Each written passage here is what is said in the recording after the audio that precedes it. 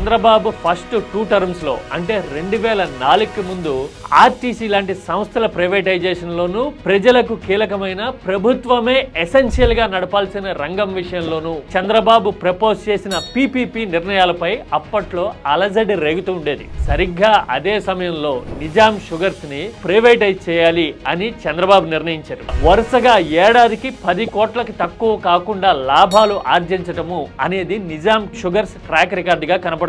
అప్పట్లో విపక్ష నాయకుడు వైఎస్ఆర్ ఇదే విషయాన్ని ప్రస్తావిస్తూ ప్రైవేటైజేషన్ విషయాన్ని తీవ్రంగా తప్పుపట్టారు. అయినా సరే చంద్రబాబు ప్రైవేటైజేషన్ చేశారు, తాను అనుకున్న పీపీపీ మోడల్ తెచ్చారు. అయితే ఆ పీపీపీ మోడల్ తో నిజాం షుగర్స్ రిజనవేట్ అయిందా అంటే కాకపోగా కాన్ఫ్లిక్ట్ మరింత ముదిరింది. వైఎస్ఆర్ వచ్చిన తర్వాత నిజాం షుగర్ ని మళ్లీ పునరుద్ధరించేందుకు పూర్తి స్థాయిలో ప్రభుత్వమే వాటాలు వెనక్కి తీసుకునేందుకు ప్రయత్నాలు జరిగినా గానీ వైఎస్ఆర్ మరణం తర్వాత ఆ అటెంప్ట్స్ కి బ్రేక్ పడింది. 25 ఏళ్లుగా చంద్రబాబు చేసిన ప్రైవేటైజేషన్ వల్ల సమస్య తీరకపోగా నిజాం షుగర్స్ అనే సంక్షోభం అనేది తెలంగాణని కదిపి కుదిపేస్తూనే ఉంది. నిన్న మొన్న పుట్టిన వాళ్ళకి, గుడ్డిగా అభిమానించే వాళ్ళకి వాస్తవాలు తెలియకపోవచ్చు గానీ నిష్పాక్షికంగా ఆలోచించే వాళ్ళకి, జన ప్రయోజనాలు కోరుకునే వాళ్ళకి మాత్రం వాస్తవాలు తెలుస్తాయి.